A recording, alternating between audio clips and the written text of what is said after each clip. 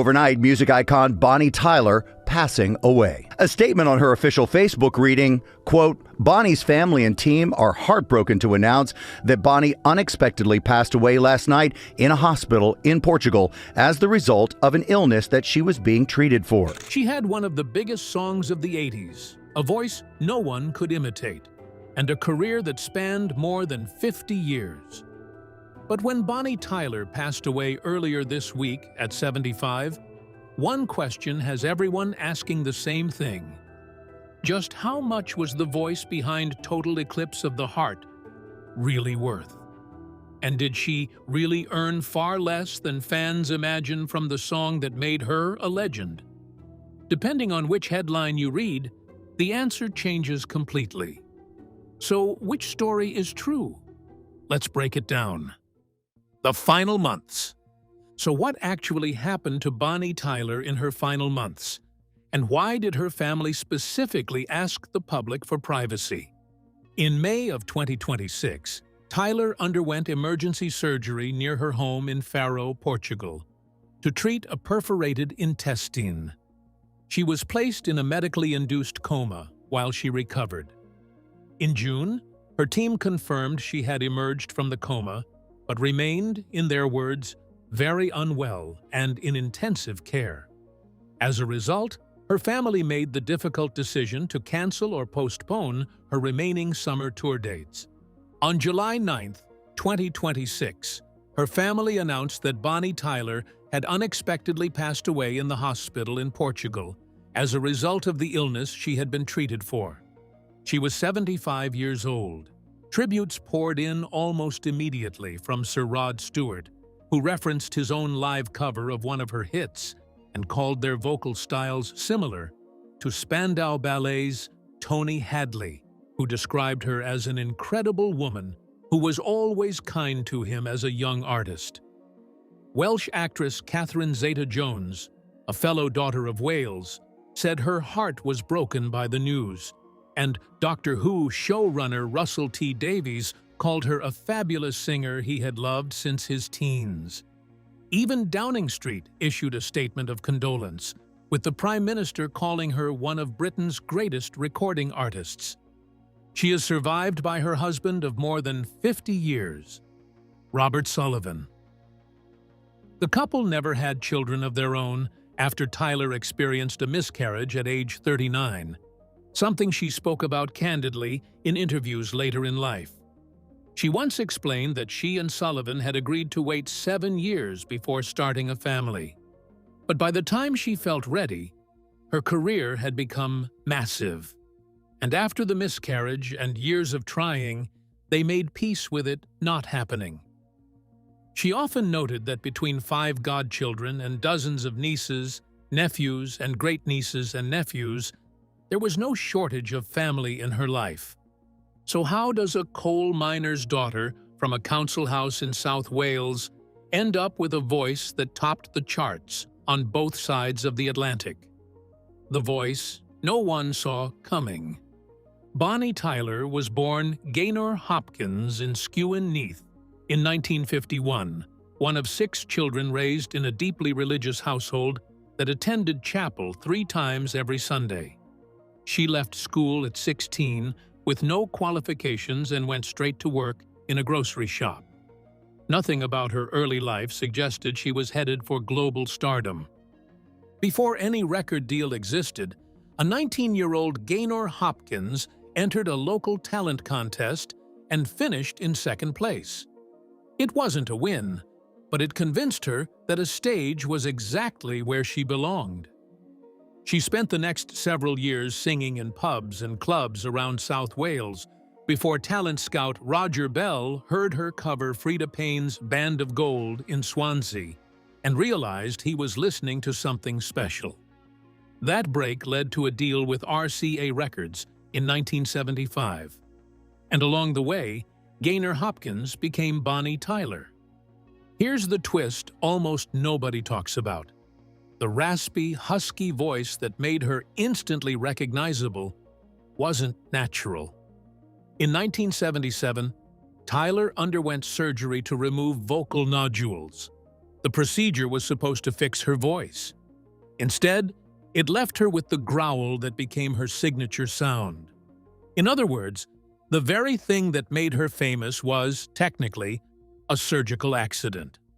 By 1977, her single, It's a Heartache, had climbed into the top 5 on the UK charts, and Bonnie Tyler was officially a star. But the real explosion was still to come. But what happens when a songwriter with a flair for the theatrical decides you're going to be his next muse? The song that changed everything. In the early 1980s, Tyler teamed up with producer and songwriter Jim Steinman, the same man behind Meat Loaf's biggest hits. Together, they created Total Eclipse of the Heart, released in 1983. The song didn't just chart, it went to #1 in both the United States and the United Kingdom, making Bonnie Tyler the first Welsh artist ever to top the American charts. Steinman and Tyler followed it up with Holding Out for a Hero, another dramatic, larger-than-life anthem that would go on to soundtrack Footloose and become a karaoke staple for generations. Here's where it gets interesting. Decades later, Total Eclipse of the Heart didn't fade into nostalgia radio obscurity like so many other 80s hits. It found an entirely new life on streaming platforms, repeatedly surging every time a real solar eclipse crossed the globe, in 2017 and again in 2024. By early 2026, the song had officially crossed 1 billion streams on Spotify, making it the most streamed song by any Welsh artist in history. The music video alone passed 1.3 billion views on YouTube. Yet the song's reach went far beyond streaming numbers. It became one of those rare records that seem to find a new audience every generation. Television talent shows revived it. Sports arenas blasted it through their speakers. It appeared in films, commercials, and viral internet moments, introducing Bonnie Tyler to listeners who weren't even born when it first topped the charts. Few songs from the 1980s have managed to remain this culturally relevant for more than 40 years. On the surface, that kind of longevity sounds like a guaranteed financial jackpot. In reality, the business behind the music tells a very different story. So 1 billion streams, a karaoke anthem in practically every country on Earth. Surely that translates into an absolute fortune, right? That's where the story gets messy. But hold on. Before we get to the net worth headlines, how big was this career actually? The numbers behind the hits. Over 5 decades, Bonnie Tyler sold more than 100 million records worldwide, a figure that places her among the most commercially successful female artists of her generation. Her 1983 album, Faster Than the Speed of Night, achieved multi-platinum certification in the United Kingdom and performed strongly across Europe. Total Eclipse of the Heart itself earned multiple platinum certifications from organizations including the Recording Industry Association of America.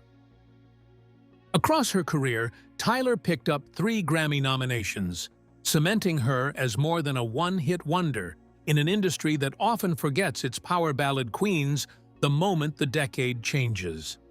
Each platinum certification and chart placement strengthened her negotiating power for future contracts, and even decades later, catalog sales, anniversary reissues, and licensing deals kept the money moving.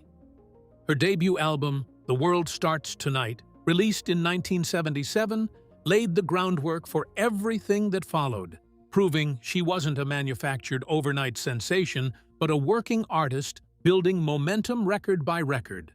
So by the time streaming became the dominant way people listened to music, Bonnie Tyler already had a career's worth of physical sales, certifications, and touring history behind her. Streaming wasn't the foundation of her wealth. It was just the newest chapter in a much longer financial story.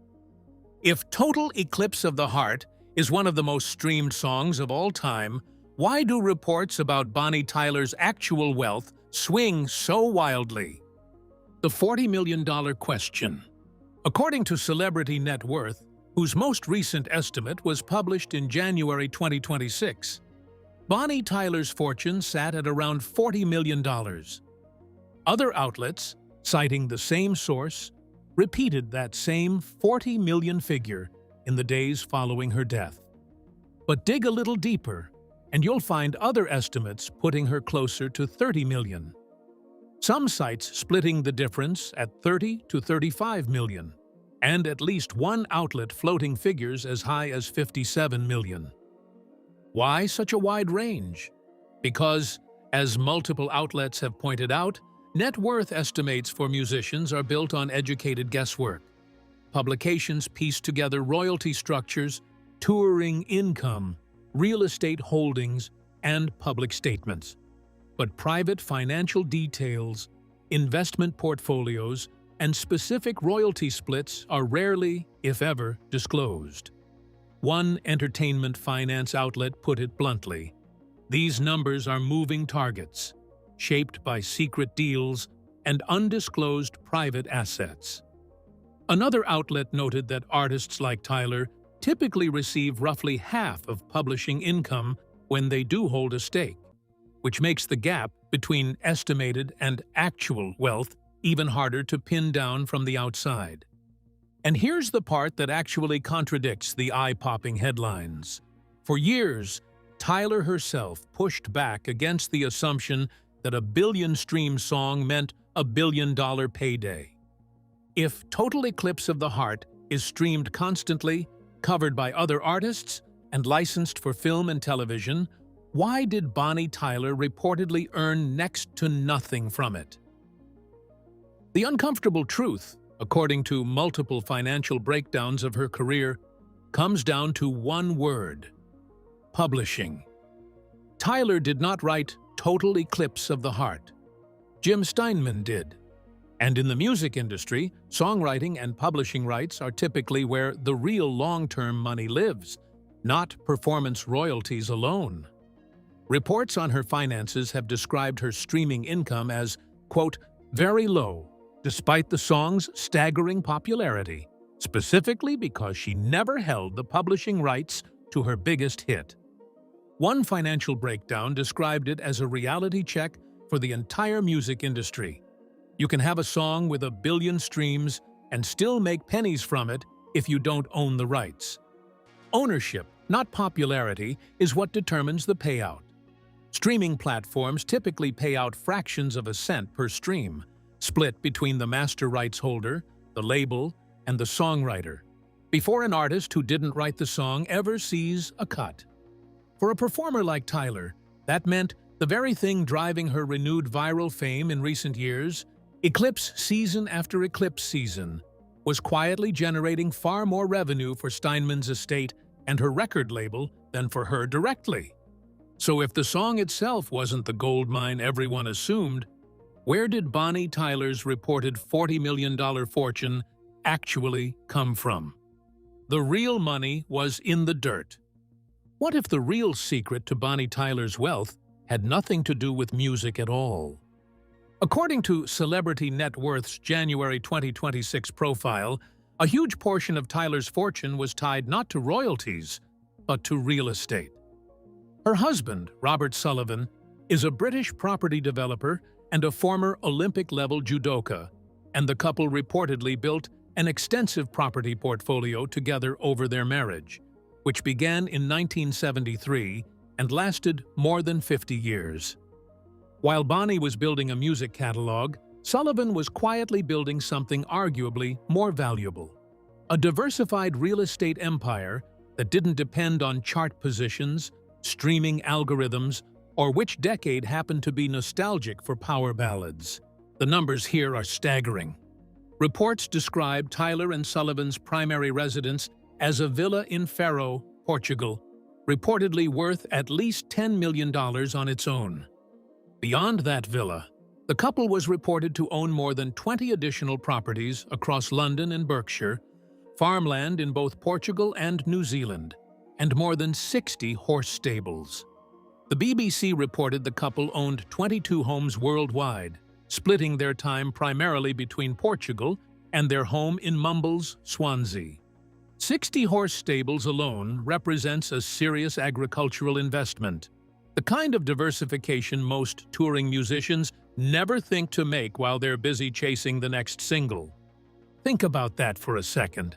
Even setting music entirely aside, rental income from more than 20 properties in some of the most expensive real estate markets in England would put almost anyone in the top tier of earners.